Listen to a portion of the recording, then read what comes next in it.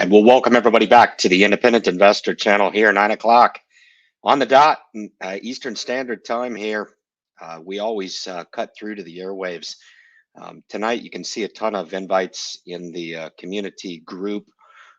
Thought we'd throw together a Hyliion live stream for 60 minutes.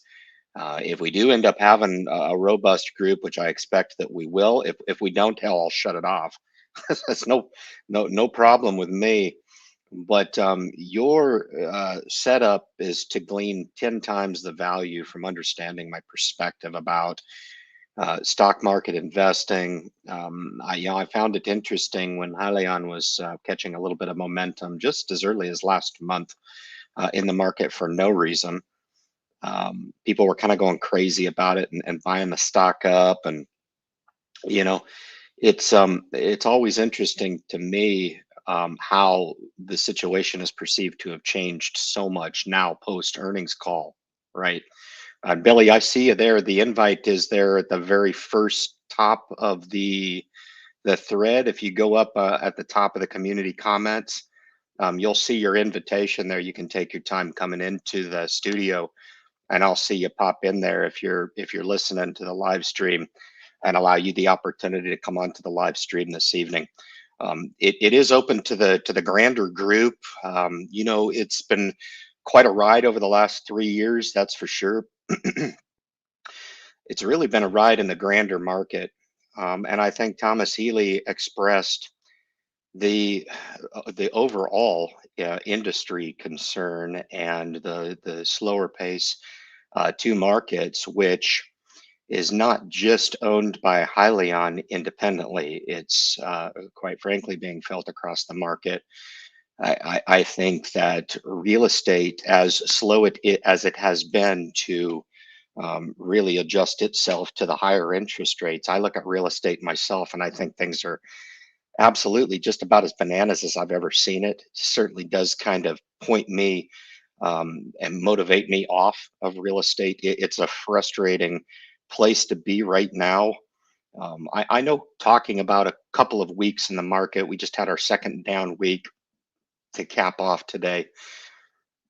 Certainly incumbent upon those investors to make sure that we're keeping a longer term perspective. So when we come on the Independent Investor channel, and I always talk about the importance of individual thought, individual application, we certainly cannot lose track of why we're doing what we're doing.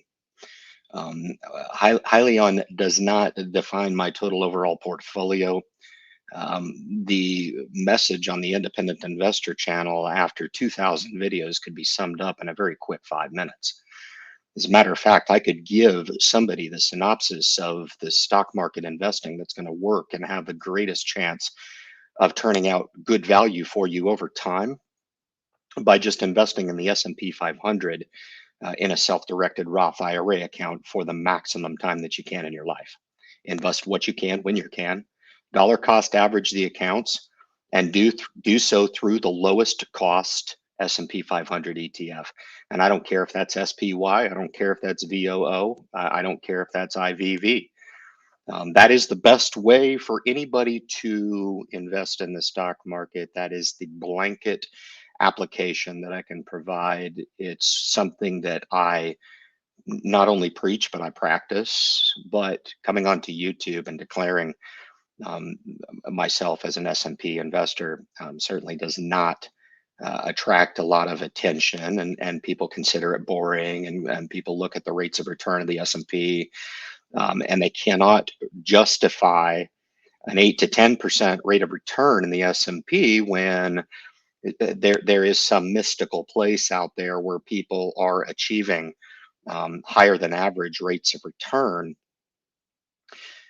And I think people kind of buy into those perceptions of alpha in excess of S&P investing, which, I'm not going to sit here and tell you that it's a guarantee.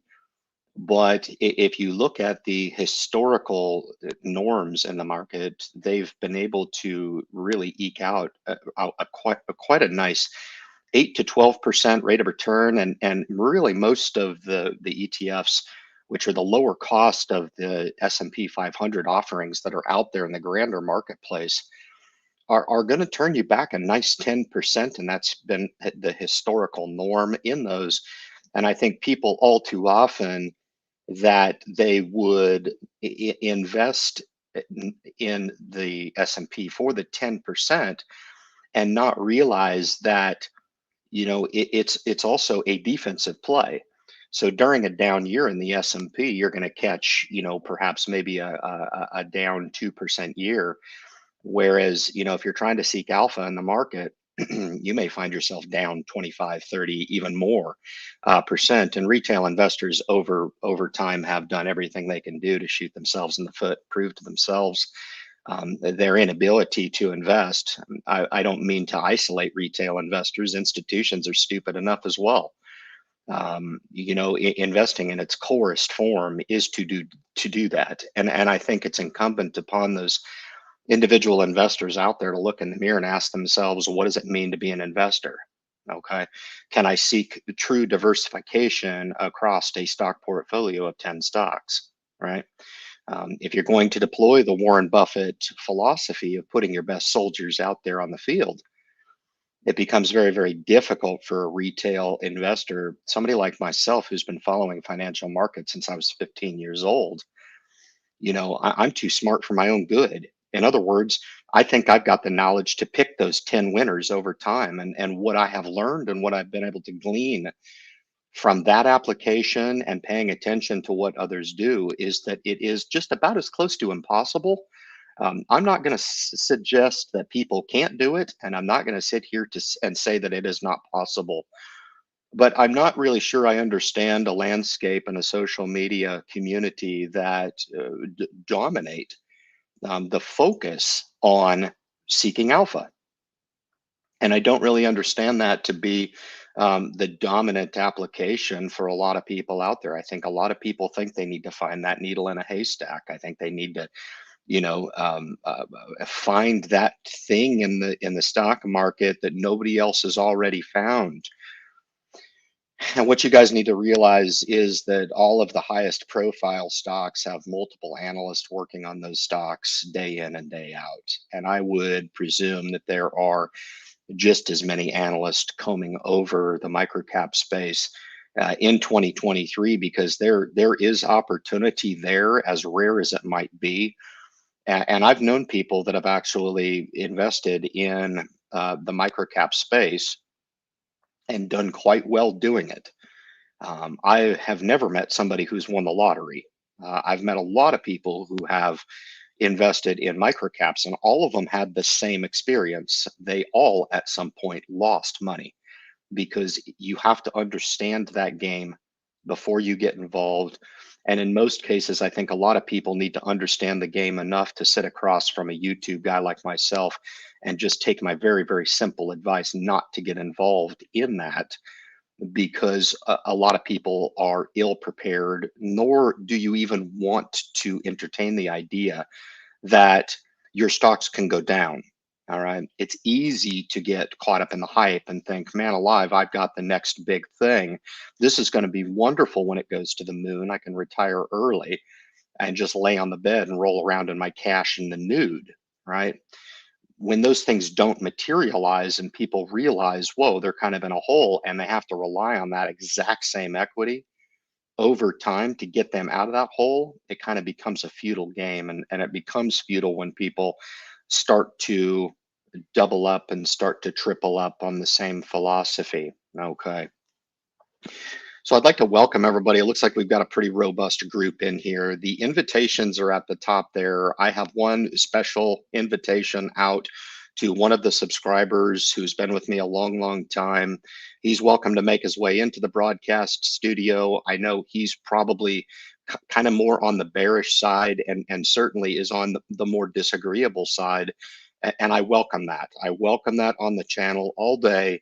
It's business at the end of the day, and people can disagree with me about what I'm trying to do, what the message could mean potentially for viewers of the message, and hopefully we can somewhat clear the air a little bit with regard to this small niche on the independent investor channel, always trying to share a perspective of somebody who likes to have an independent application, to teach upon the importance of having an independent application.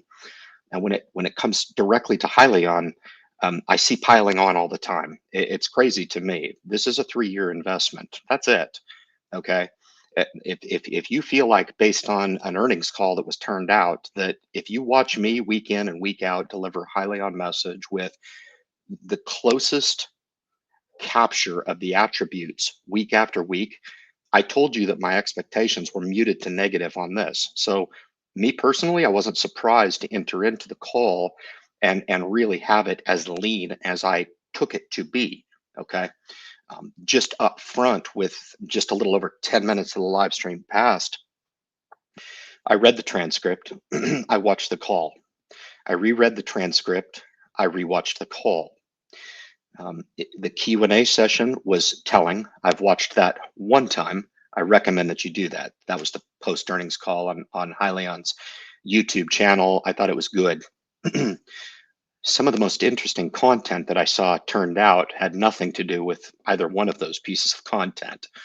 Actually, the most riveting piece of content that was turned out is owned by Andreas Ratauskas, who's a friend of the channel, who does a phenomenal job. Absolutely super smart guy.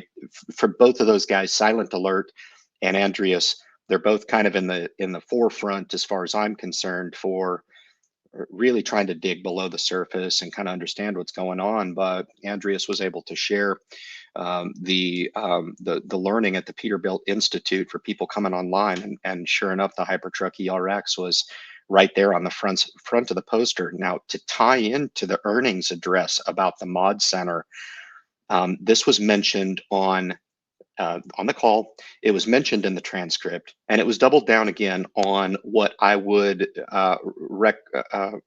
consider to be a response to one of the questions. No credit was given to the questions answered, but I know my friend left one of the questions in there and had it answered on OEM integration. And I thought it was interesting when Thomas talked about some of the focus on the 30 initial units, right, happening at Austin, but simultaneously having whatever learnings or whatever opportunity come to the mod centers, because that prove it out before it gets accepted by the actual OEM line needs to take place. And if you kind of take a step back to where we are currently in this market, I have a hard time seeing Hyliion floating to the top of the surface of what has been a pretty tough market on equities. It really has. Market fired away at 20%. Nobody expected it. Nobody was in the market. I was in the market. I took a huge upswing. I reported out to you guys within the last couple months, the upswing in the portfolio was a 6-figure upswing, right? Everybody and their mother was talking about a recession. If you talked about anything other than a recession, you were a complete effing moron, and you needed to shut up and fall in line with the Hindu lemmings.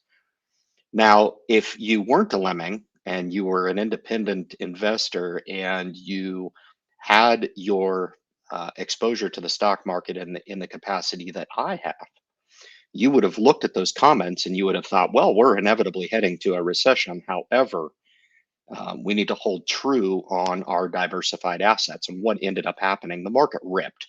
If you tried to buy into the market during the rip, which you didn't, okay, don't come to me and tell me that you got in at the bottom and you ran the 20% up and you sold right there at the 20% top.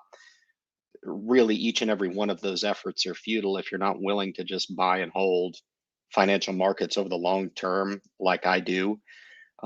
Most of my wealth is tied up in the S&P 500. Those are my largest holdings. I do own a large position in VTI. I own a large position in VIG, etc. And those are meant to be bought and owned over the long term. Okay.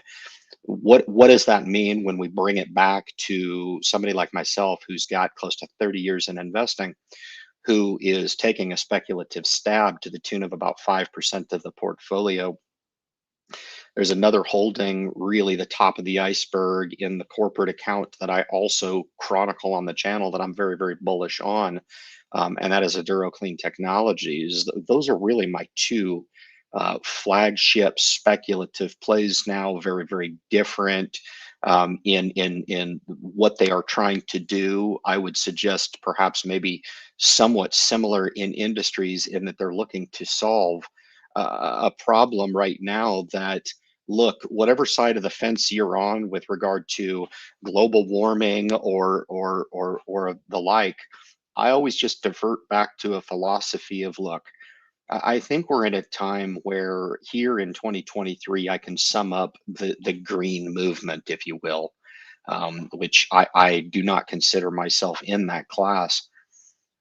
I do monitor the landscape, and I would say 2023 is kind of a pay attention year. Thomas Healy talked about the EV space being in the very early innings of the space of the evolution of perhaps maybe stepping into more integration of EV, more integration of plug-in where the application matters, and then of course potentially leveraging RNG and CNG, which is the most dominant in the space currently.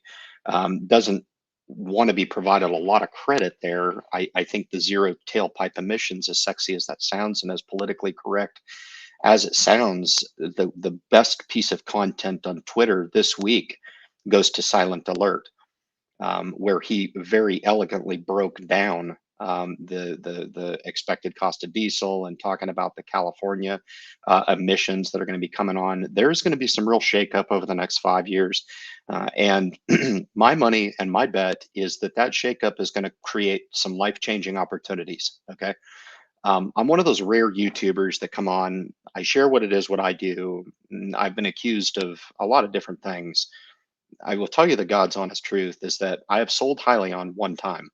I captured a profit of $6,000 at $19 a share. When it dropped below 20, I had had enough. I exited the stock and banked about a $6,000 profit, and that was after being up about 30. Okay. So watching the profit dissolve down to about that range, and I went ahead and liquidated the position at 6 and started to buy back below the $10 range, which is, kind of my average cost is around the $8 mark, even less in some cases. And even some blocks still are in the positive, as I was able to pick those up at the $1.25 mark. A lot of people would want to know my opinion on whether or not I think that we're going back to that mark. I don't know if the current trajectory holds through. Maybe, probably. Hell, I don't know. I see a lot of people talking about buying below 125. You know, perhaps you must be smarter than I am, because I don't have the ability to look at a stock and say, look, here's my bottom line. I'm going to buy here. Certainly, we may have the opportunity, because I didn't hear a lot during the quarter that I thought was going to move the needle. I thought it was very lean. I found it very fascinating how both Thomas and John could sit on a call for almost an hour and fail to mention one single industry name of a partner, any partner, Monet. I didn't hear one. You guys that watched it, I watched it twice, and I'm trying to recall from memory to kind of share with you guys how lean the perspective was. There was a nice tweet today, again by Silent Alert, talking about the Cummins and Chevron partnership. Cummins knows who Hyliion is. And for you guys that are wondering, I do have shares in Cummins. I'm an investor, and where I see opportunity, when they took on Meritor, that was around the time when I actually took a stake in Cummins for other reasons as well. But just a fantastic company to help kind of augment, some of this volatility in the EV space, that being a value play. The Hyliion and some of the other names that I've got in the speculative category, right? But I really think that looking at Hyliion specifically after 3 years being in such an interesting and unique position. I think they escaped the quarter with 366 million of cash on the books. I look at the cash burn rate and it concerns me. However, if I'm trying to find and glean a two-sided coin here in pulling from the earnings call, what would you expect Hyliion to do during a time when I would consider to be fairly poor?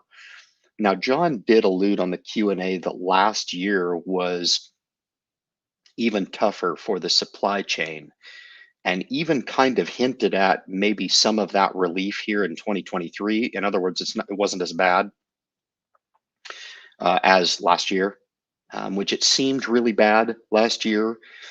This year, it really has overshadowed the supply chain issues with the effects of higher than average inflation, which is affecting everybody. My eyes are wide open. This is not normal. We moved into it after a molten, red hot real estate market. And those two recipes do not typically go together when we are looking at a house in this country that's minimum 500,000. I mean, I'm looking at most developed suburban cities in the United States of America, and you will be hard pressed to find a suburban household with less than a $450,000 price tag, which the home is not worth that. How do I know that? Because there are nicer places around the world than your suburban cities around these dilapidated cities that are effing falling apart. You want to play ball? Go ahead. I am not. I'm fine. I'll continue to stack cash. Makes way more sense to me in investing in a company like Hyliion, which when I look at their three-tier product portfolio, first being the Karno to turn out in 2024 and generate some revenue on the 200 kilowatt hour unit. I think that's fascinating. The question is, what type of follow-on business could Hyliion earn going forward with that expected turnout of the Karno generator in 2024? The last video that they made on Karno, which I chronicled on my last Hyliion video, I thought was fascinating in talking about the Karno generator, unlike the way we use Generac, which is standby. It sits there, it gathers dust, and it's only used in the event of an emergency, i.e. a hurricane, which is what the use case is from the people who I know that use a Generac, and or in places where power outages are a lot more normal and the Generac will kick on and provide that. That's not what they said. The aim for the Karno technology would be the potential of putting it on the side of the house and using it as your primary power source, and using an already ailing grid to help supplement. So completely a reverse thought. And Hyliion is very, very careful with the information that they release. And for them to say that, for you guys that watched that, it was very, very exciting for me. I'm invested in the company. And look, if I was tasked with picking some bearish thesis on Karno, I would have a hard time doing it. I thought it was a wonderful pickup. I was excited when it was picked up, and I'm even more excited now to understand the prospects of Karno. They were still able to glean some revenues. 266,000 just does not move the needles. Those are immaterial. To take the words of Sherry Baker from 8 quarters ago when she was still at the helm, talking about the current revenue pace not moving the needle. That's one way of looking at it. The other way of looking at it was that, hey, it was X number of hybrid units sold. So that is the only commercially viable product that they have, and they are selling the product to customer. If the idea is to turn out the Hypertruck ERX with the same philosophy, and it is able to generate X amount of interest in the product, and it is expected to do just that, then why is it not safe to suggest that this 10 million that they're going to glean from the ERX sales here in 2023 is not going to generate some follow-on orders? Now, the bears in the community certainly could come over the top and say, well, they're never going to sell an ERX. Yeah, I don't know. I think it takes an imagination, and I will be fair about it to say, look, if you're suggesting that they won't, and I'm suggesting that they will, I think both of those are somewhat premature, and we will have to wait and see on who is right, and who is on either side of that fence, right? I think we are really, really in a tough spot to somehow speculate on who is going to win out now. Why? Because Hyliion is sitting on a war chest of capital. Okay, $356 million of cash and cash equivalents is nothing to scoff at. And if I'm an investor in a company, do I want to see them just go Valhalla on this thing and throw in the towel and just start spending money like drunken sailors in a market that I consider to be one that could see a lot of really well-intentioned R&D capital go into a vacuum at this point? In other words, do we really expect that Hyliion is going to shine in these current financial markets? For the last year, year and a half to 18 months, I have seen nothing but animal spirits go away in the markets. The sentiment has changed, to my assessment. A lot of people could say, nah, it's the same stock market. Sentiment is exactly the same. You're entitled to your opinion. I would just disagree to suggest that where in 2020, 2021, you could fart on a stock and make money. That's not the case anymore. And it is not the case across the board, because what used to move the needle with some of these exciting companies, and most of them do fail, but not all of them fail. Companies do really, really well to kind of put themselves in a position and actually be rewarded for doing some good things. One of the channels that is in my featured channel community, 𝑪𝑢𝑠𝑡𝑜𝑚, he focuses on the microcap market, and he does a really good job doing it.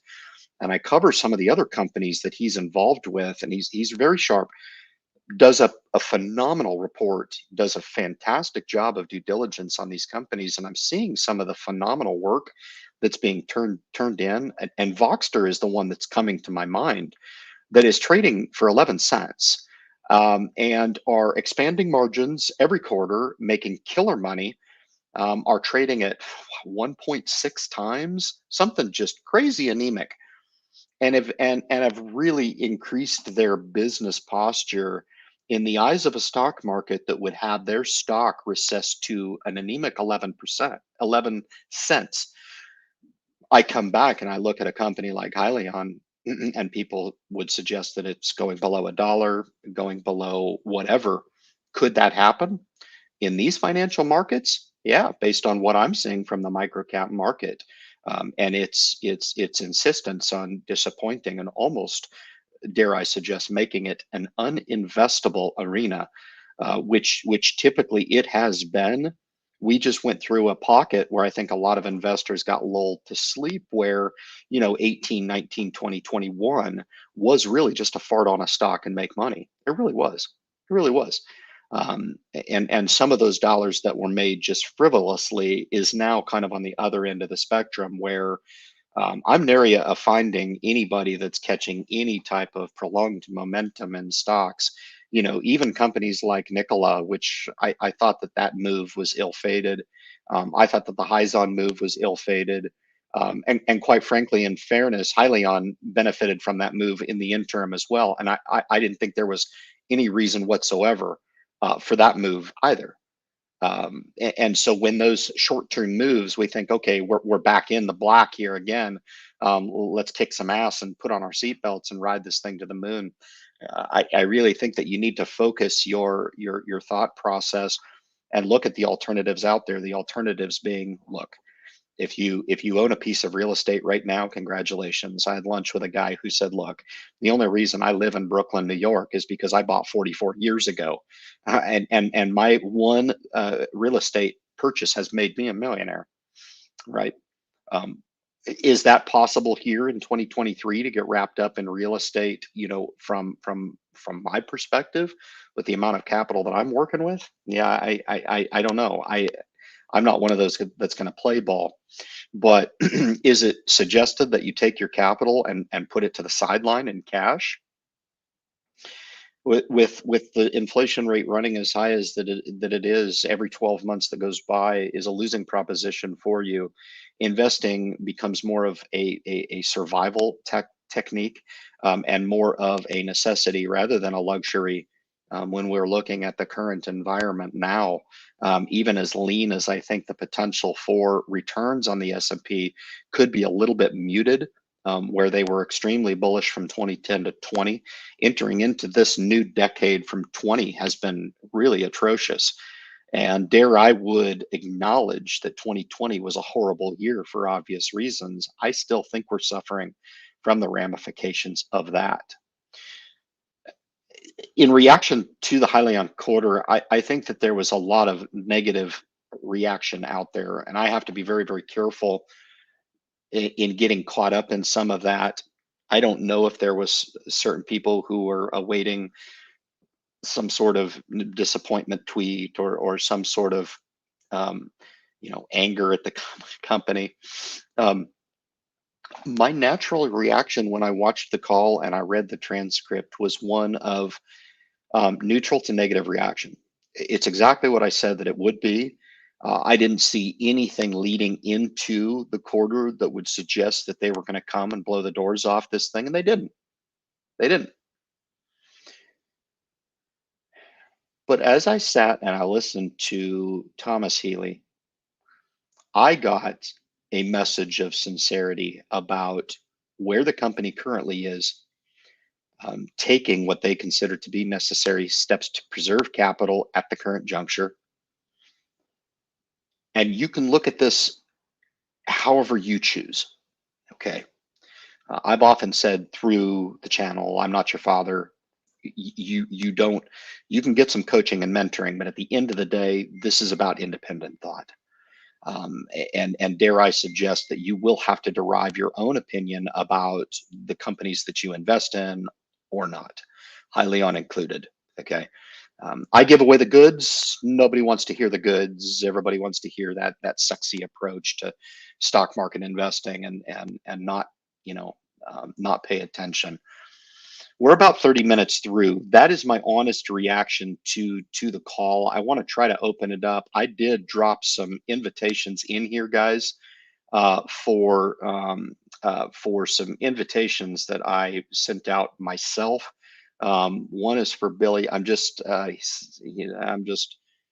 waking up still in bed. I'm not going on cam. Now you're talking invest in SPY. I like individual stocks like AMG. All right, cool. So you're still welcome to come on. Like I had suggested, and I'll take this off. I actually invest in all of those single stocks as well. Here's the issue, and what I what I meant to convey when I dropped the invitation is that by talking about me, talking about my subscriber base directly to them about me, and then bringing in my family as if you know where I'm coming from, I thought it best for you to come on and talk to me directly and allow me to respond.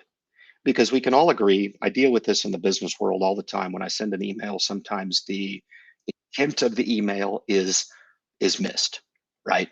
If I send a text to somebody, especially with a little tie of emotion to it, the intent is missed, right? And if you are unwilling to come on and talk to me, which I have sent out that email over the last 6 years on the independent of a channel about over 100 times, and I am 0 for 100 on people who are willing to come on and say their piece to me directly to my face. It just proves out my point that social media is a treasure trove of opportunity for people to throw a punch and not expect to get punched back. And my live stream is just that. It is an opportunity for you to come on, air your grievances with me, air your grievances to me, to an audience that I garner every single week. And I would sit back in my chair and I would listen. And I would give you the attention of the channel I would turn it over to you. 30,000 subscribers could sit and listen to you vent about how I'm not meeting the mark for my subscriber base, and allow them to hear your grievances without me coming over the top and interrupting you. So the whole point of the invite to you, as I can see that you're going to decline the invitation for whatever reason, talking about single stock, like I said, my friend, this is my passion. This is what I do. And although I do invite other opinions to come on the channel, when you start attacking soft spots in vulnerable places, which I never engage in that, I would never look at somebody I don't know and start talking about their family and start presuming that things are happening because of a stock position. That's absurd, right? And suggesting perhaps maybe that the independent investor channel is failing. I chuckled at that a little bit. We're doing as well as we've ever done on the channel, and my subscriber base hasn't moved for a bit. When that is time to move, then it will move. But I couldn't be more proud of the project, and it really is just kind people like Junior Stock Investor, who's just popped into the group here. I'm going to bring him on, allow him to talk a little bit. Billy, the invitation stands for you. I hate to spend so much time on somebody like you that when I read your comments, they are not enjoyable for me to review. I could just as easily block you from the channel, and I haven't done that.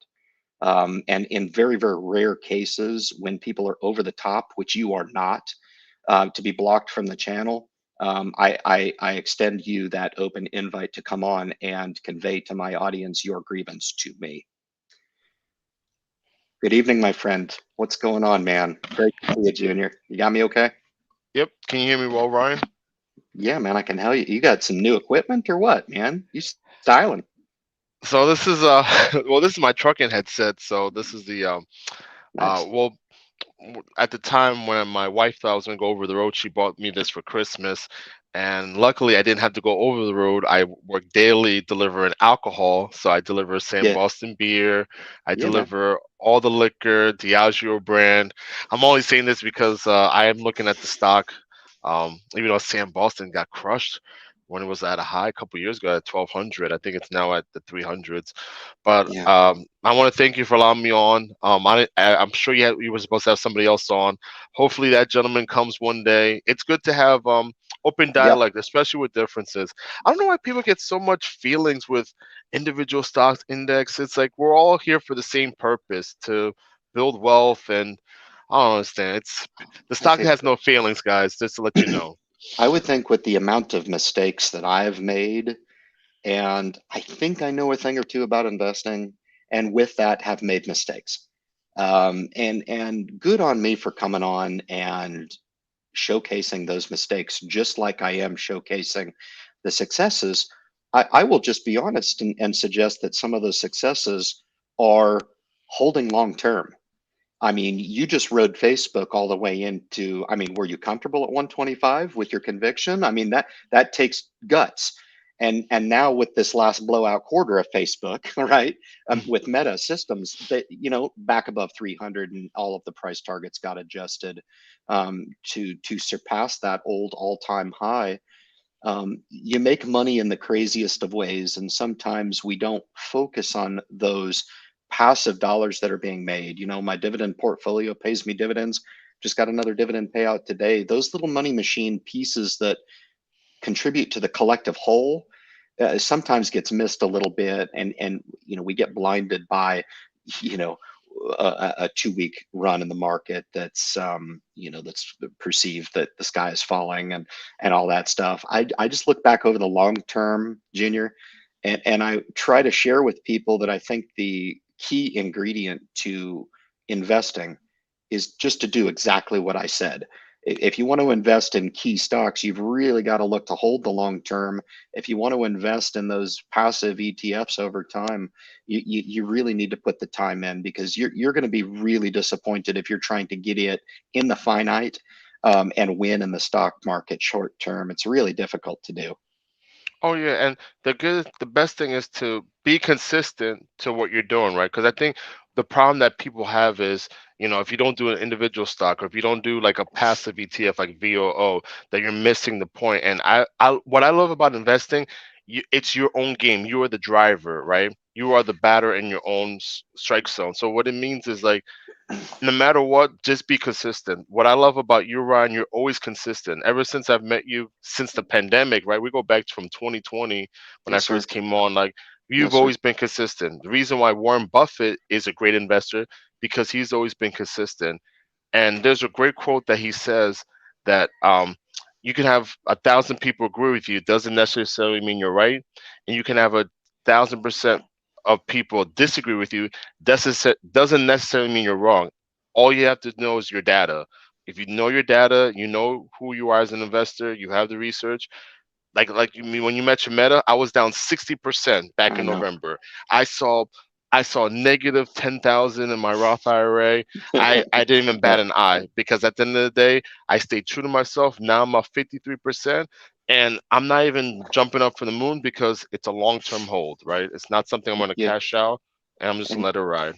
and you sharing that swing with people can give some of the newer investors an idea about the range of swings when you own single stock.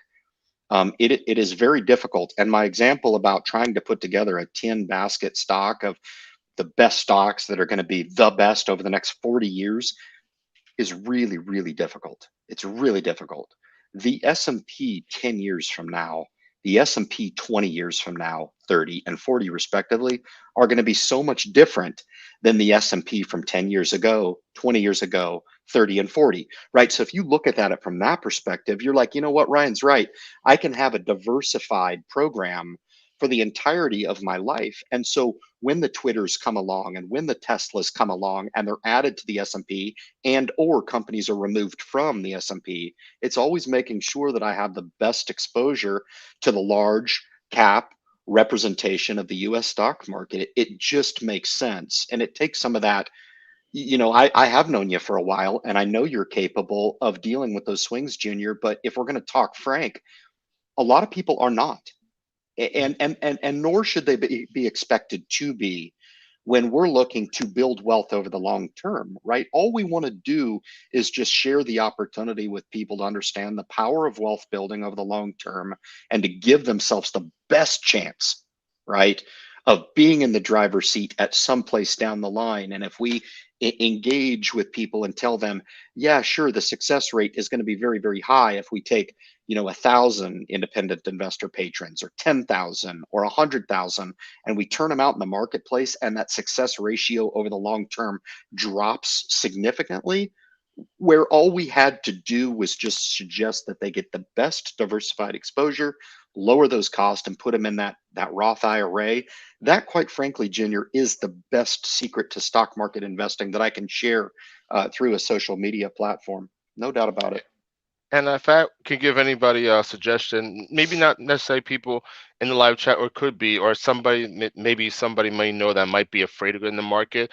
The best thing I can tell you to tell that individual is you're gonna have to stomach it, right? Just look at it as this is a sale, right? Because the problem, and I understand over the years, the problem with not just us, but the way we were taught with money is if it goes down, like we see savings, like say for example savings, right? You see it going Yeah. up, or if you see a negative, right? That mindset could quickly mean overdraft, right? In the basis sense. So when you see your capital, right, your equity go down, you're thinking, man, I made a poor decision. Yes, sir.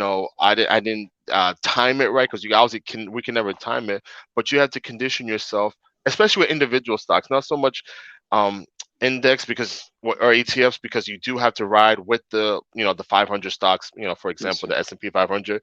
But when it Yeah, comes to individual stocks, I do encourage people to look at your me too. financials. You Me you too. have, when it comes to individuals stocks, you have to look at balance sheets, income statements, and cash flow. Cash flow. Yep. Cash flow, if I give you a little secret sauce, cash flow is the key. If you have a company that produces cash flow, Yeah. right?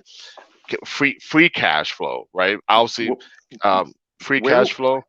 where would you attribute your knowledge in that? Because you are right on the money. It is not an option. It is a necessity to look at your financial statements if you are going to engage in that. So I want you to share with the audience, Junior. I've known you for a while now. You're like my brother. I've Thank known you you, a man. long time. You're welcome. And I've known you a long time. You're a friend of the channel, always will be. But I'm curious to know where you picked up that piece of knowledge and deploying it now in 2023. If you're looking at anything of interest to you, pockets of the market, it's a very tough question, man, because the markets are tough right now. They're tough. You know, in the face of what has been a pretty good S&P year this year so far, the back half is shaping up for anybody's guess. So if you could just kind of talk through with the audience where you picked up that strategy, if you will, and where you're looking to maybe potentially deploy going forward, that'd be awesome. That's a great question, and I'm glad you answered that. And a lot of people have asked me, like, where do you have the time? Where do you listen to a lot of these information? The best advice I can give everybody here is value time over money. And the reason why I say Awesome. value time over money is because money you can money is replaceable, time is irreplaceable. And why I say this, because my current job, I deliver alcohol. I drive an hour, and what's that say? Mine was Joe Carlson. He was, oh yes, Joseph Carlson, Peter Lynch, Yeah. Warren Buffett. But the way I learned about it was I drive a truck for 12 hours a day. I allocated my time, that's why you see the healthy piece, to listen to multiple videos and also do the research on myself at the library. My biggest advice to everybody is you have to allocate the time. Whatever you're cutting the grass, if you're washing dishes, if you're doing a simple chore like sweeping the floors, cleaning the bathroom, allocate that time. Listen to Motley Fool's and other podcasts. Like, Yeah. allocate that time to learn, because unfortunately, these are the things that are not taught in school.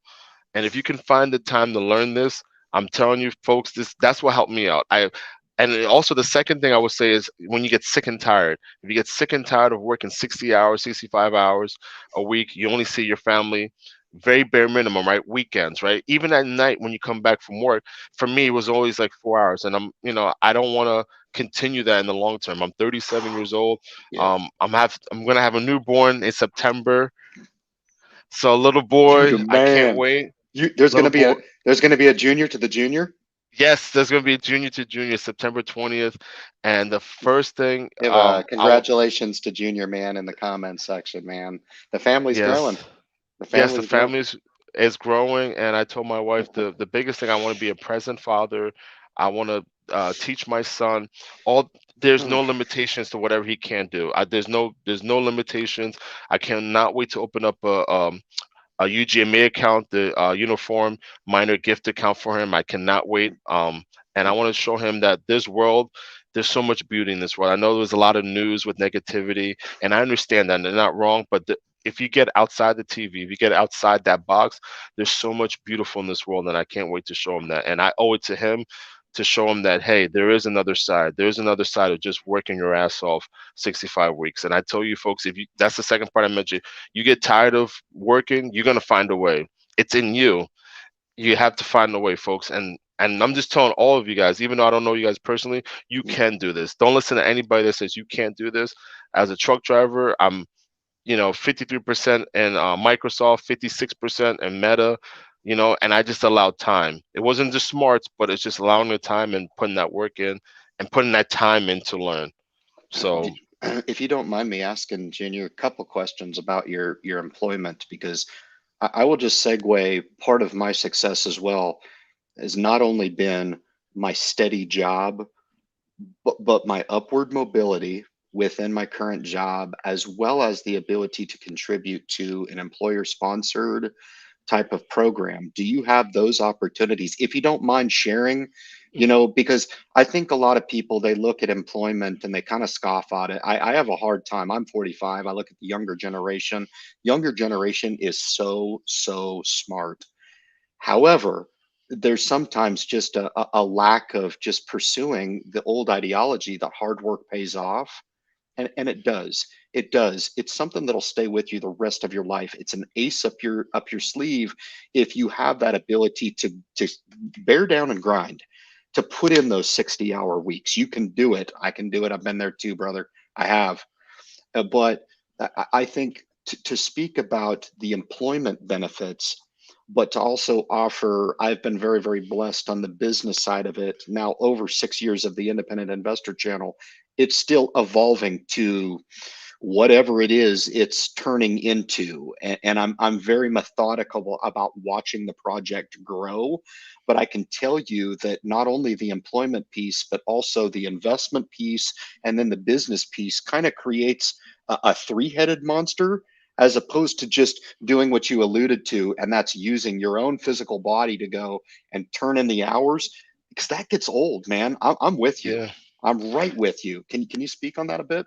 Yeah, well, as far as my employer retirement, so I'm in the Teamsters Union, so we do have a pension. That's a good Um, thing, right? That's a yep, good thing. yeah. So that's I believe it's 25 years of service. I gotta I'm just thinking off the top of my head. I want to say 25 years of service. There is a 401k. Unfortunately, there is no match. However, though, Ryan, even though Mine I doesn't do either. have yeah, even though I have the Roth IRA, I am blessed to have obviously my own retirement account. So and also with 401ks too, just my opinion, researching more 401ks, unless there's a company match. If there's no company match, I'm not gonna tell anybody what to do, but I wouldn't suggest putting your money in a 401k if you don't have a company match. Reason being is Could be. because it's fixed into it could be a conservative 401k, or it could be money that's not growing, and also, Mhm. folks, look at your statements. Problem with also 401ks is high expense ratios, and that's out of our control. That's out of anybody's control. That's obviously through the employer and who they choose as a 401k. So those expense ratios are high. You're better Yeah. off just getting a Vanguard. Like I said, VOO expense ratios 0.03%, which is very minute. You might as well just do that. Put your money in dollar cost average instead of doing a company 401k. Because the problem with 401ks, I believe, in my personal opinion, especially if you don't get a match, do not do it, folks. Yeah. The money is just it's not going to grow and Yeah. to a 10% or 8% on average. I can guarantee that. I echo that as well, Junior. Unfortunately, my wife is in one of those that actually hers does have a match. I don't. However, Hmm. your latter point about making sure that you log into the account and look at what they're opting you into, because you can go in there and self-direct those. You can choose the stuff that you want. And I was able to find a phenomenal Vanguard equivalent to a Hmm. large capitalization like the MGK, which is like a large cap fund that they had Hmm. availability, but they did not default you into that. So I had to go in there and kind of surgically put that money in there. So now she's getting the match, and it's going to a fund of our choice, which is more in line with our goals and what we want. So, what do you? I had kind of a personal question for you, brother, and Oh, here it go is. for it, man. I'm In open. investing is one of those things to where if you do it long enough, you can kind of look back and say, man, I sure am glad that I started investing, because I was in a place then, and now I'm in a place now, and I kind of have a better idea of where the trajectory of where my financial status or posture could go. Is it premature yet in your evolution? I don't know how long you've been investing. I don't know if you've been doing it quite as long as me, but is it starting to kind of materialize for you that you've integrated it as part of your life, as opposed to what I feel like a lot of people tune into me and they're like, okay, Ryan, I'm reluctant to do this. You're pretty excited about investing. It's because it's part of me, right? Hmm. I live to invest. I do contribute a lot to my funds. Can you speak about that a little bit to kind of reciprocate what I'm talking about, being something that is not separate, rather just more of a lifestyle type of change, Yeah, that you take on? absolutely. I mean, for me, I really started diving into investing in 2019. So, before the pandemic, I was, um, looking at Roth IRAs, right? That was my introduction to the stock market, is Roth IRAs. Um, because my previous job, I'm not gonna lie, folks, I hated it. I worked for an oil Yeah. company. I would drive from New Jersey to 3 hours to upstate New York, and it was daily too, or Lancaster, PA, was all over the place. And I think that struggle. I think that time of me going through that, because I'm telling you, Ryan, had I not been through that, I would have been comfortable and never went outside my box. So I will Wow. tell you, folks, sometimes in life, when you go through certain struggles, it's going to Adversity. open up a light. I know it doesn't feel good at the moment, but those are those moments that's going to open up a light for whatever, better situation is for you. But for me, it was that time in 2019, and just utilizing YouTube. I know social media gets a bad rep as far as too much time consumeration. What I look at when I'm talking to you right now with this smartphone that I have, a smartphone is all it is a tool, right? It's a tool that you can utilize for good and bad. It's like a gun. Yeah. It's good and bad. And I'm not gonna have It's that debate with people about a gun or things sure, sure, extreme that sure, nature. But sure. with a smartphone, You're right. utilize it as is, a smartphone. And I took that time to research all these videos, and I had to also get a second source to go to the library, just reading Warren Buffett books and all that. And then I realized, wow, this makes sense to me. It automatically made sense because these are U.S. companies that I understand how they make money, like Meta, right? Well, it's Facebook Meta. I know I Yeah, use Meta now, but Facebook, sure. I still so used to saying Facebook. It clicked to me how they made money. Advertising, right? When you have 3 billion people in their platform, to me it made sense. I was like, that's a lot of people. I don't know about you, but three So, billion people is an astronomical amount of people. When you look yeah, at that's almost half of the world's population that uses WhatsApp and everything of that nature. So for me, it was more of my circle, and also a circle of competence with Microsoft, with Visa. Right, Visa is another my third biggest holding. Realizing that what a merchant fee was, I never knew what a merchant fee was until I started smart. investing in Visa. And for Yeah, those who may not know, merchant fees, all it is when you use a Visa debit or credit card to any businesses, those businesses had to pay Visa roughly a 2 to 3% fee. So I was like, wow. So if we're all using debit cards, Visa, they control Bank of America, Chase, and Wells Fargo. I was like, it's a no-brainer. I'm all in on Visa. It made sense for me. To me, it made sense yeah, of these products that we use. I was like, you know what? I'm all in on investing, and that's what introduced me to investing. Was because to me, it's not foreign. It's all standard U.S. companies that we use. Most of us use on a daily basis. And I talk about it almost every day with my wife, and I try to get certain friends and family members. Some are on board, some are not, for many reasons. Of course, some of them are not because of comfort levels, and never been conditioned. That's the key word, conditioned. For me, we were never conditioned about the stock market. We don't, no, like I said, for me, no, I just went to a regular public school. It wasn't mandated for stock market and compound interest. I All was see. mandated for you is to take your SATs, your standardized tests, go to college for 4 years, get a degree, and hopefully get a job that pays and roughly pay out for your student loans. Now, I do agree that with colleges, you need your specialists, you need your doctors and your physicians and all that. Yeah, But I'll be honest with you, most other degrees, unless you can, be blessed to have somebody else help you out without spending 40, 50, 60,000 a year, which is college to me, in my opinion, is egregious. We're in a rat race. And that's the biggest problem with us middle class. I'm assuming most of us middle class, we're in a rat yeah, race. You got to pay bills, you got to pay rent or mortgages, utility bills, and then you only have this much left. And the worst part is, this is going to be deep. And I hate to say this, no, you're right. we trade we trade on a daily basis. We trade our biggest asset, which is our time, to work for something that depreciates every day. The dollar depreciates every day. I know. It's not backed by anything. The only way you make your money work for you is to put in an asset, real estate, So, business, or the stock market. Unfortunately, if you don't use any of those vehicles, even due diligence, putting your money in your savings account, which I still, am by, it still devalues because the bank doesn't even give you 0.5%. yeah, So that was another reason why I was big on investing, because I was like, well, the bank's not giving me anything. Visa's going to give me something. Meta's going to give me something, because these are actual business that make money, that make cash flow. I'm going to use them because they've been using us all our lives. And I don't mean to say use us, but they've been capitalized on us as consumers to use their products. So I'm going to own that. And now I'm open to real estate now. I've been talking to my wife to open up to real estate, to open up to different possibilities, because unfortunately, it's getting worse. Things are more expensive now. Our kids, are not learning this in school. And I get why. That's another conversation. I And know. like I said, when my son comes, I'm gonna introduce him to that, and whatever he wants to do, he could do whatever he wants.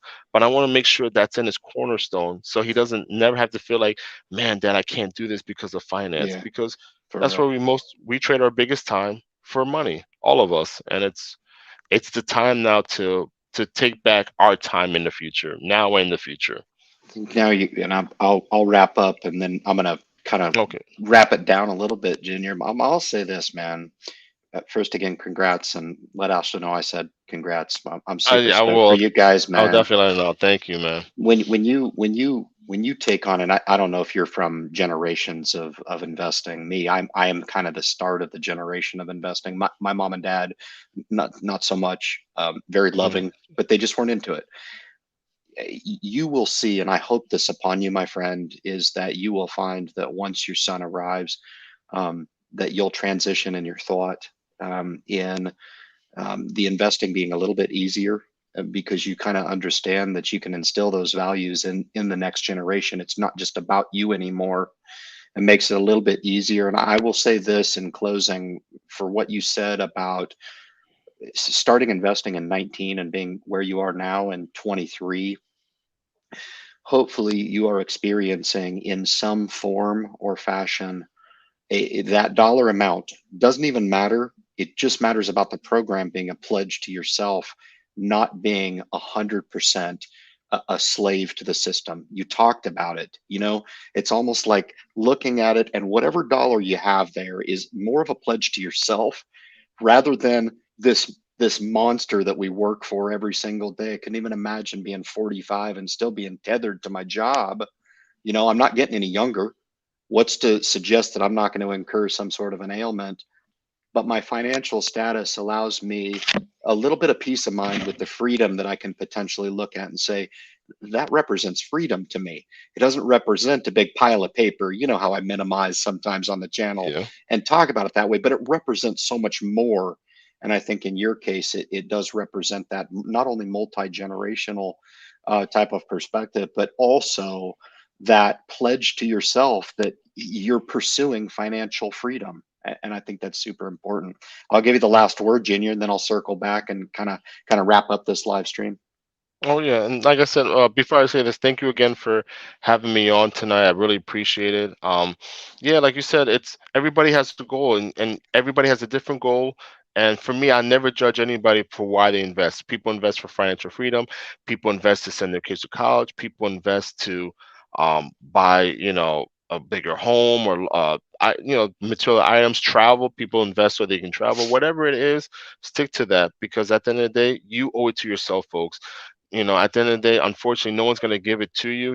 You owe it to yourself and to your family too, and to your friends and family because Yeah, you compound that information to others. That's how this world circles around. The world doesn't circle around from us being greedy and holding things and fighting with each other. We can have differences. I've had people, a best friend of mine, when we introduced about stock market, he's like, bro, I'm just doing index funds. I'm not comfortable in individual stocks. I was like, bro, I am so happy that you even investing. Period. yeah, Doesn't matter if it's in real estate, yeah. business, index funds. Go for it because that works for you. That program works for you. Who am I to Awesome. say, oh no, you got to do no? Because everybody's program is different. And I hope one day that a lot of us do realize that it's okay to disagree with somebody, but like you mentioned before, you don't have to Totally. get personal and talk about, things like that because it's not that serious. Because at the end of the day, these vehicles don't have feelings for us. We're just utilizing them to whatever program that we need. So Well to you said. folks tonight, stick to your program, to whatever it is. Stick to that and help others. That's another thing I always pride. Help others because the more you help, the more you'll get back in return. And I Well, truly believe that. that is awesome, Junior, man. Again, congrats to you. I'm super stoked for you guys. And it's always a pleasure to talk with you. Don't be a stranger Thank on you. the channel. You've always got a VIP seat at the table as far as I'm I concerned, brother. appreciate it. All right. And I'm working on the channel too. I'm I trying know to you are. I get well You'll get we're there. yeah, I know. Me and my wife, she's 34 weeks now, which I'm very blessed. And when that time comes, we will get a a little podcast. I know Questify. I know Do she's it. on there. She She requested a is. long time ago, and I'm working on it. I know I'm a Yep. busy man, but I know you whenever are. I do come, whenever I do come on, I always want to spread the positivity, and I appreciate you and You what you do. do, Ryan. You've always been Love consistent, it.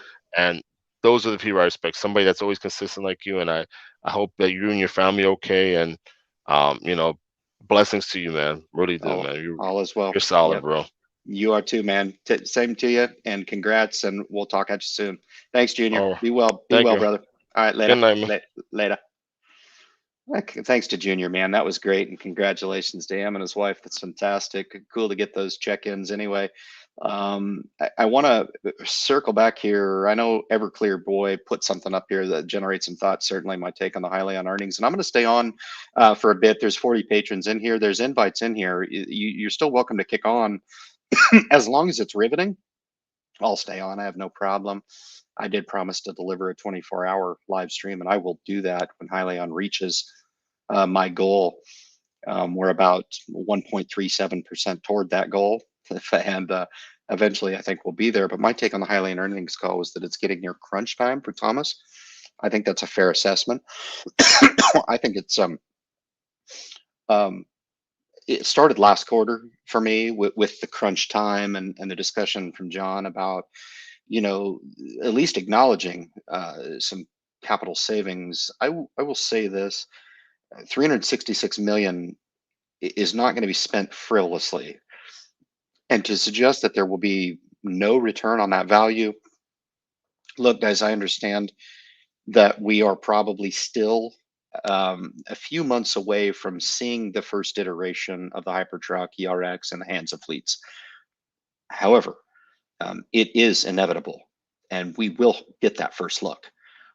Where we go from there, I have no idea. And if right now John and Thomas speak about the initiative of cash savings and not needing to raise capital in 2023, potentially alluding to that prospect in 2024, I think if this stock price gets to $6-8, I think it's a foregone, inevitable conclusion that they will do a very large capital raise at that time, and that will be bullish for the stock. It will be bullish for the company, and it will really set them up long term. But as he realizes it, the tones seem different to me, like they're feeling the stress. It's go time, in my opinion. Um, if I was going to give you my best assessment on, my feeling and the demeanor, I felt a little bit of that, but I don't really think. I think the feeling was genuine. In other words, I don't expect the guy to come on and act like everything is okay. I think he talked about some deficiencies with Hyliion. I think he talked about some deficiencies within the EV space and also the broader market. And I can't dispute that. Is it all to blame for Hyliion being in the situation that they are? Yeah, I don't know. It's fun to speculate and it's fun to go back and forth on it. But is it really important? Are you looking to generate these opinions about what you heard on the call to generate enough of a thesis whether or not to sell the stock, buy more, hold true long? See, it was just not a needle mover for me. I was again neutral to negative, which means I expected it to be kind of status quo to negative, to a negative sentiment, and that's exactly what I got out of it. um, I think the product is phenomenal. I think that first look, when fleets have the opportunity to get their hands on the Hypertruck, they are going to be getting their hands on the first iteration, the most expensive iteration, and the one that has the most risk attached to it, in that some of these attributes that we know about the system: comfort to drive, the longer range, not being tied to the grid, all of these things that we have just gleaned over for the past few years are going to be put to rigor. Now, whether or not those are attractive in the eyes of the industry, et cetera, at a 400,000, 400,000 price tag going forward, and hopefully in time can be driven down in some capacity, whether it be sticker price or whether it be margin expansion, with the cost savings on the components that go into each unit. It's speculation at this point to suggest that that is going to happen quickly, not at all. A slower rollout. I have no idea, if they were going to get demand in the tune of what they projected for 2023 anyway. Let's just say you move the projection to 2024 out 12 months to 8,500 units. They couldn't fill the 8,500 units anyway. Would that be the leverage that they need to go from the OEM mod center to the OEM specifically? I don't know.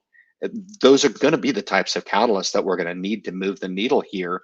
And my conviction is whether or not it happens all at once or slowly, um, I think the day cab version, which silent alert again to pay that proper homage out there to the folks they're giving those really, really good tweets out there, would suggest that that's a huge addressable market coming into 2024.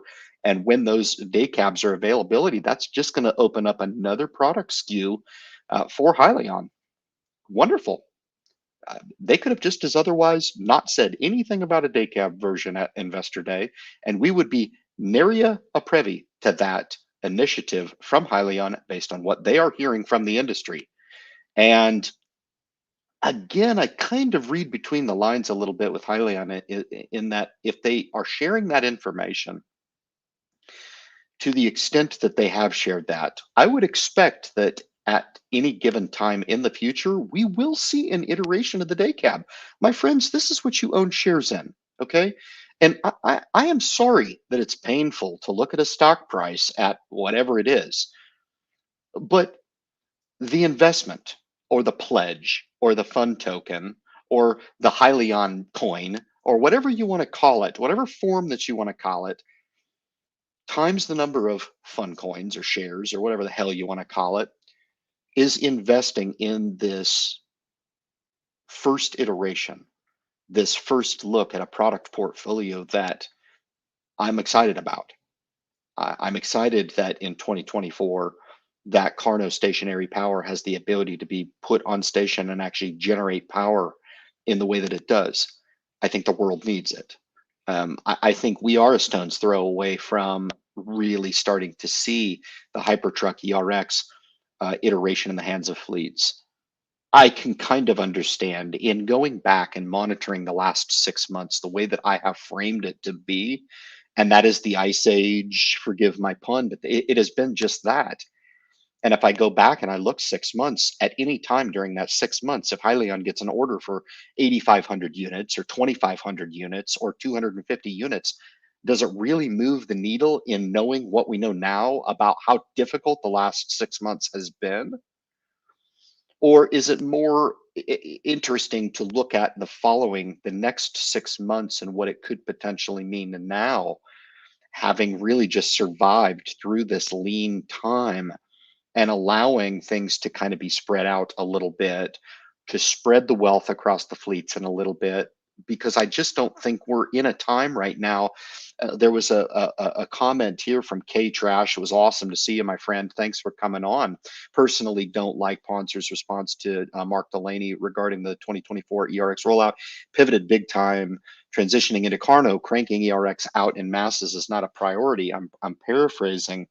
That actually, to me, is actually somewhat of a positive because how are they going to crank down on this machine that they have right now and start cranking out ERXs? Thomas said that they expect, based on what fleets expect of them, to be given the opportunity to do their own due diligence and make their own informed decisions on as to whether or not they want to jump on board with the Hypertruck ERX in small fashion or large. Okay, the ERX has to win out across multiple fleets to actually become viable. Do I think that they'll do that? Yeah, I do. Do I think they'll lose out on opportunity? I do. I do. This is business, but we have to look at it from the perspective of the ERX is a phenomenal idea. It is a long-awaited idea to a very, very tired space that people are looking for alternative to, not to replace.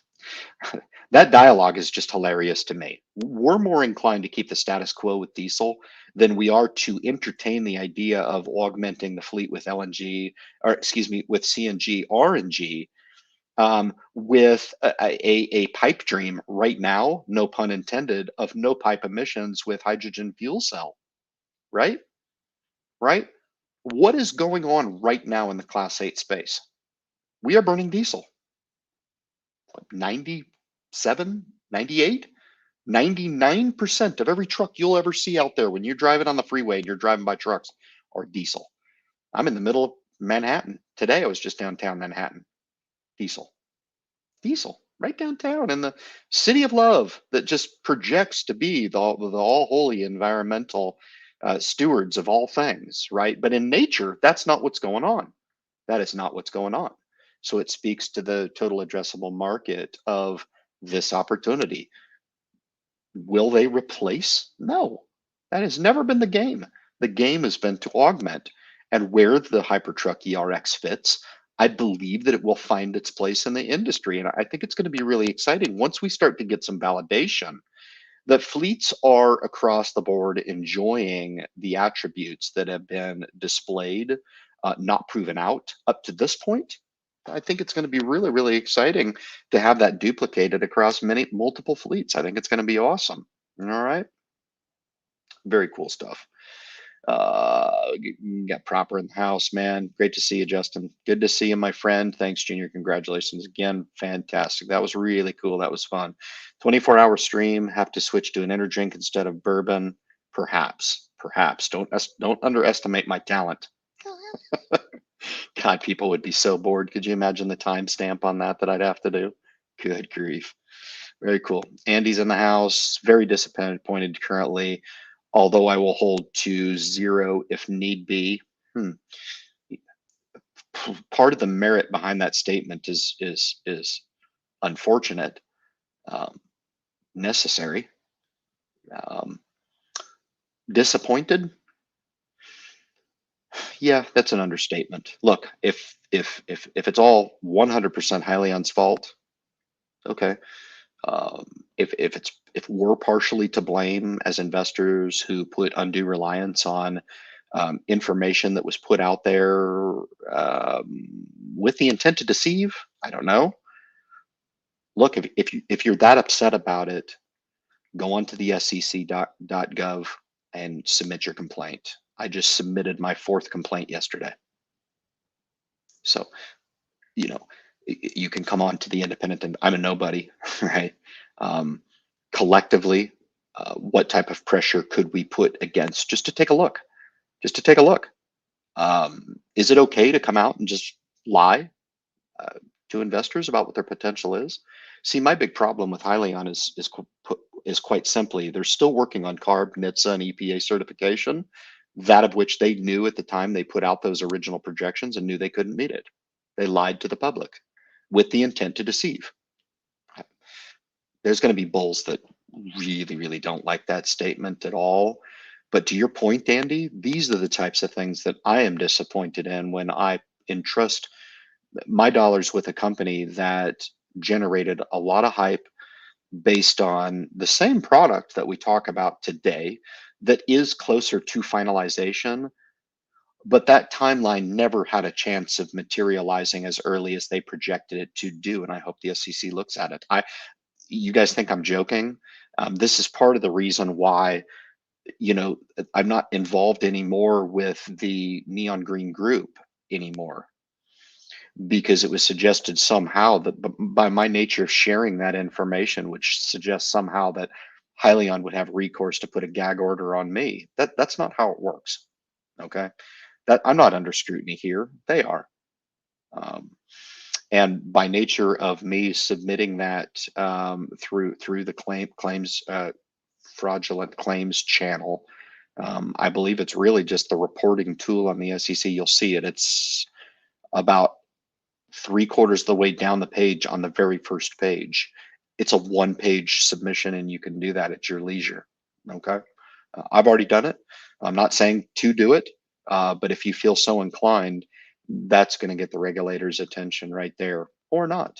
I don't really care, but I've said my piece and that's it. That's where we are. I wish Ryan was directly involved with the company. I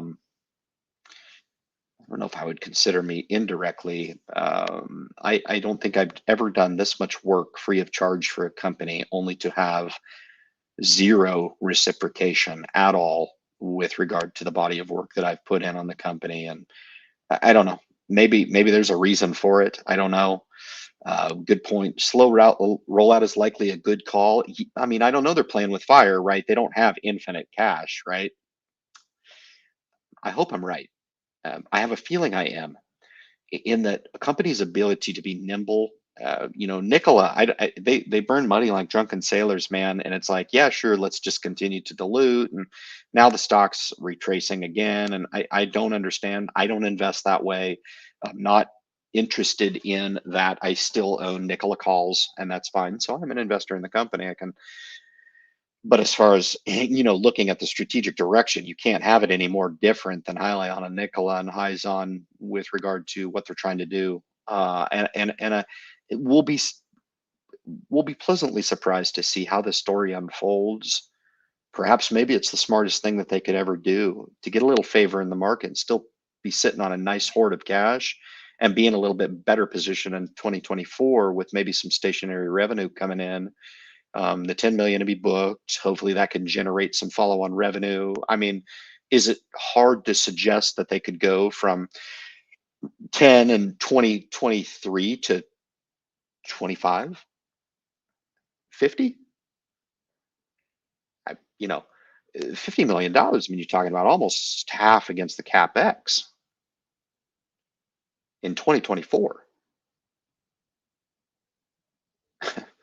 I think in 5 years, we're going to laugh at these figures. And we're going to be talking about, you know, close to a billion, if not multiple billions of dollars of top end revenue, bringing in multiple hundreds of thousands of dollars in profit. We're gonna laugh at it. But for right now, with a company that's talking about operating a little bit more lean than what they have, I think it's prudent with the time that we're in, and not having that justification of the Hypertruck ERX. Maybe they're in a completely different position when they have 10 testimonials from fleets to suggest that this thing is the real deal. Right now, we have zero. We have zero. Some scuttlebutt, a little bit of ride and drive, just the stuff that's pieced together, which has been all positive, I might add.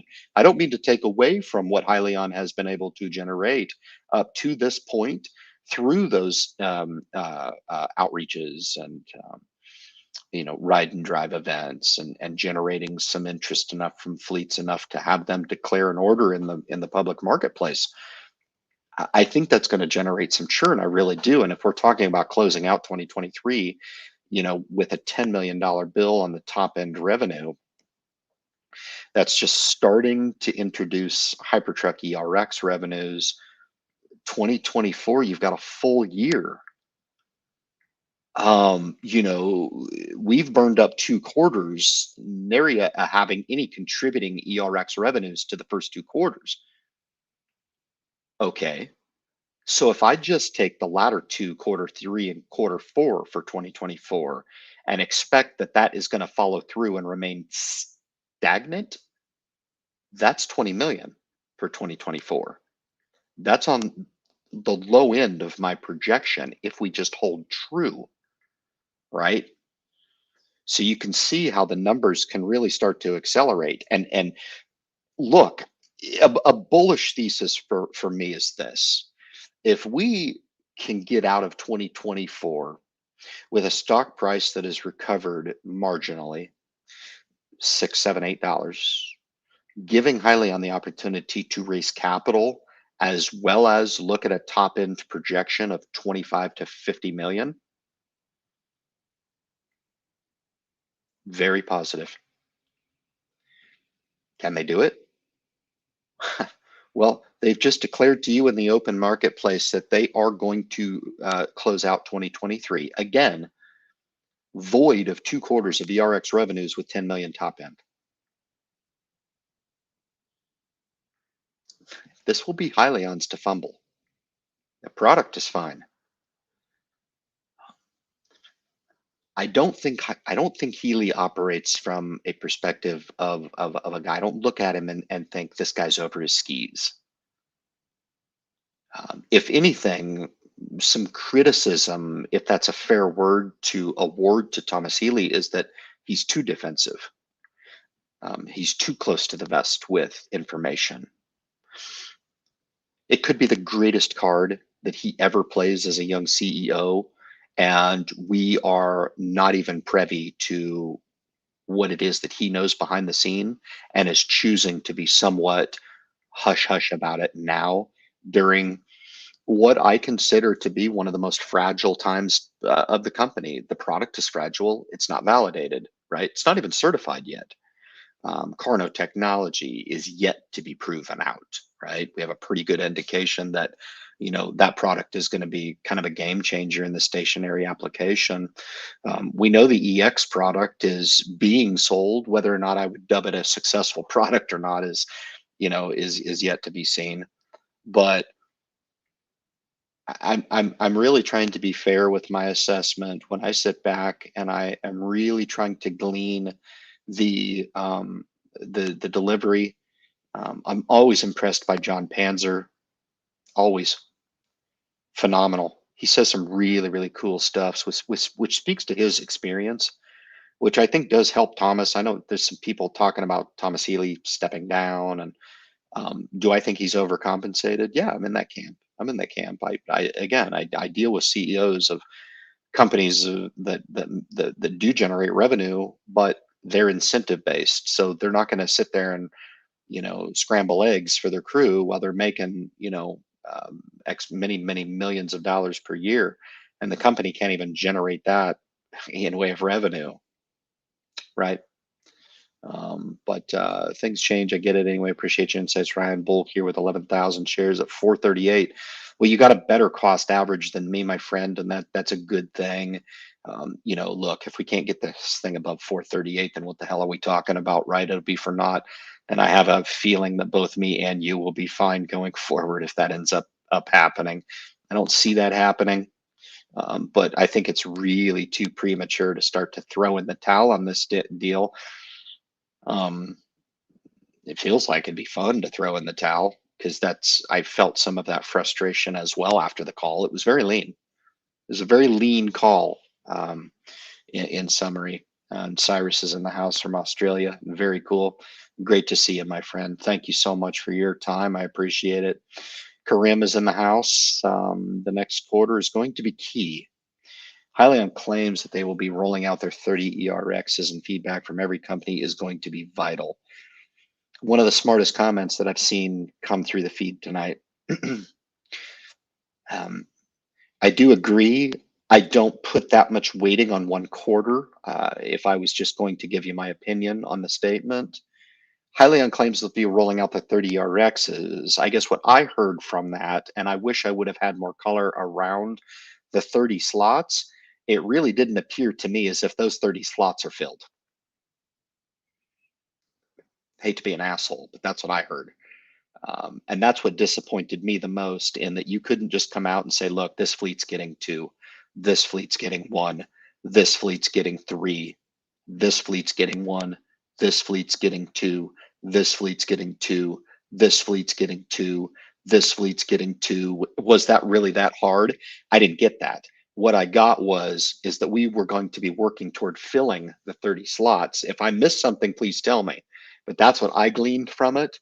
Do I have any doubt that they're going to fill the 30? Boy, oh boy, oh boy. My question, unlike some of these moronic idiots during the Q&A, that's when I get the most pissed, is because they ask the same stupid ass question every single time. Here's an awesome question from the Independent Investor channel, the little fry that could on YouTube. Monet, CR England, Lafarge, Ruan, Wegmans. See, they went through the whole call and didn't name one single fleet. What are we doing? Are we looking to penetrate the Class 8 space? Well, to penetrate the Class 8 space, we can't just talk about it. Fleets actually have to integrate. Why do I mention that? It's because what type of credibility, what type of merit can we award to those legacy orders that were so quick to generate hype in the marketplace? Detmar, I remember when they hit the books, A&G, big order. Um, Agility, for crying out loud. Are you going to suggest to me that Agility is not going to be awarded one of these Hypertruck ERXs? And that's when I look back at the catalog, there was no mention of that. Did they go away? Are they still there? Are those fleets going to be the first initial fleets that are going to be looked at to be awarded 1 or 2 units out of these 30 units that are going to be rolled out to the fleet? I hope so. I hope so. I hope Detmar's in that. I really do. I hope some of the others that weren't awarded status on the original Innovation Council are part of this 30 rollout, and it's going to be big. It's going to be big, but we didn't get any color around who those are going to be and in what capacity. I think the 30 is a good number. I think if it were 150 and John Panzer said, look, we're going to lose money on every one of these, I'd be like, what the hell are you doing? That's an awful big investment to put out there in the hands of the fleet with no real guarantee of payoff. There's no guarantee of the payoff at 30, but it's different than saying, hey, we're going to penetrate the Class 8 space, a $1 trillion market cap with 6, right? So there's a happy medium between identifying those fleets that they think that they can get the maximum bang for their buck, fleets that represent some pretty big over the road transport companies, and making sure that they're getting the potential for max penetration out there for follow on orders. That has to be the key. If and when you start to look at a company like Rowan, Wegmans, that take receipt of the initial Hypertruck ERX and then follow right back over the top shortly after with a follow-on order, going to be a catalyst for the stock? Oh, hell, I don't know. I don't know. Maybe it'll go down to 25 cents. If I start to get a sense that the follow-on orders are coming through, um, I will be buying the stock like a mofo at those levels. I'm not buying right now. My buying is done. I know Dave, I saw earlier in the group here. I'm with some of the folks that are just like, look, I've got a position in the company. We need some material things to follow through, because again, if Schneider comes over the top with a follow-on order, or Agility comes over the top and says, look, now we're ready to go ahead and place that 10% queue against our 1,000 Agility order retainer, right? After having receipt of 1 or 2 Hypertruck ERXs in their fleet, that's going to be huge. It's going to be huge. You get a few fleets follow through. Guys, if you're coming back to me and you're saying that this stuff can't happen, maybe you're right. Maybe you're right. Maybe you're right. Maybe it's all for naught. This is the way that I see things unfolding. And I think this is the way that Hyliion is looking to strategically unfold this going forward. Is it going to take 1 year? 2? 6? Don't know. Don't know. But if we understand that we are starting to roll out this opportunity, and starting to augment the operations at Austin with the mod centers with one more step to go, and that is fleet demand against an inevitable set of incentives and mandates down the pike, only to provide that incentive enough to Peterbilt to say, hey, okay, now it's kind of ready to start to ramp up a little bit. Hell, maybe they buy that out and I get to stop Hyliion altogether, or I get to do the weekly Peterbilt update. Who knows? Who knows? Funnier things have happened in the stock market, but for right now, my expectations are somewhat muted to negative, and so I can't be surprised when I witness and review and look to glean a quarter that I just didn't think was that strong. I kind of anticipated that, and I don't think it should have been any surprise to anybody. Would it be fun to come on and trash the company? I tweeted out and I said that the quarter was garbage. It was a waste. So I'm thinking, what else do you want me to say? You want me to turn into Hank? and start throwing out crazy tweets and whatnot. I don't know. I'm kind of over that too, to be honest with you. Um, it's going to be fun to be provided the opportunity to be remain calm on the uptick of the company, as opposed to always looking to defend the company on the downtick. But we are just in that time where it is prudent to do just that. I get Natalie's in the house, just popped in the bottom. Great to see you, my dear. Welcome to the channel. Great to have you. Great to have you as part of the community. I think the next quarter will be a rinse and repeat of Q2. That I agree with. There was a previous comment that somehow the Q3 was going to be somewhat of a catalyst, Natalie. I agree with you. I think there's going to be a lot of the same. I didn't hear anything that would have been exciting outside of the only goal that I saw concluding in Q3 was that the final two certifications, both CARB and EPA, NHTSA has already been completed self-certification. I'm in that industry. That was like, okay, great for you, buddy. I'm certain that they went through the rigor necessary to gain the NHTSA certification, but the CARB and EPA need to be forthcoming. And by all projections, we should have that as well by the end of Q3. Now, why is that important? Because it lends itself to a commercially viable product. And we can expect that some of those follow through have the greatest potential, whereas right now, there is no potential for that, Natalie, right? So eh, we have to have some of these further stars align before we start anticipating some of the follow through and some of the follow up once these fleets take delivery of the units. And I do think that will take time.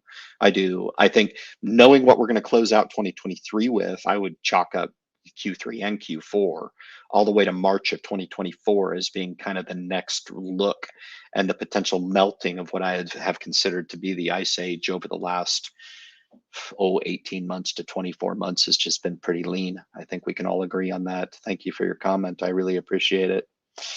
My apologies for not properly greeting me. I'm talking to, I'm just a regular fella. No properly greeting for me. I'm good. I'm just your friend through YouTube. No big deal. That's one thing that sets me apart. Very cool stuff. So very cool, man. We had a great gallery tonight. Been going over an hour and a half. I was able to talk and have a guest. Junior's a good friend of mine. He's a good channel. I'm glad it kind of split up the action a little bit, because aside from being too long-winded with a quarter that I felt was muted of a lot of information, I probably just could have come and flatlined and stared into the camera for about 5 or 10 minutes, and that would have been just as valuable of a synopsis of the Q2 quarter for Hyliion than what they actually tried to deliver through words and thoughtful phrases, right? I hate to demean it that much. I do think we're setting up for better days. I really do. I think it'll be fun once some of these catalysts really start to give way. I have a hard time believing that Hyliion is building this initiative only to dissolve away. I think it is Hyliion's to fumble. I think if they end up fumbling this, I think it will be one of the great blunders in history, only to be exacerbated by a demand over a product that maybe the industry just doesn't want. Maybe the political influences are just too strong to understand that CNG just will not find its place, and that we're willing to pay up for the hydrogen fuel cell, and that the grants that may be potentially pursued will be all focused on hydrogen fuel cell going into 2024. All I can say is that this industry is ever changing, and it's going to be a wild ride in the short term. However, my friends, if we're doing this right and we're doing our fundamental analysis and deploying the correct amount of patience to this project, then it is going to be incumbent upon us to identify that there is another side to this coin. And if Hyliion does follow through in some of what I think they are, what they are capable of, then I really think the stock is not going to have any other choice but to leave this bad time behind us and really start to find its footing in the industry. How do you feel about the buying opportunity at 110? I like the buying opportunity here. Stock's really come off. It's come off $1. I believe it reached $2.28, I believe, if I'm not mistaken, just last month. And it's come off. It's come off about, 50%. It's been a real retraction. It's been tough, and it is what it is. I'd look to be a buyer here toward the all-time lows of $1.25. If it cracks there, where the floor could potentially be, my friends, is going to be another scary proposition, that of which continually gets defined within this investing project that we have here with Hyliion, and who's to suggest over the next 6 months until the fiscal year of 2023 closes out and we enter into a better opportunity in 2024, then the verdict is still out from now until then. However, the stock has an ability to move when nobody thinks it's going to move.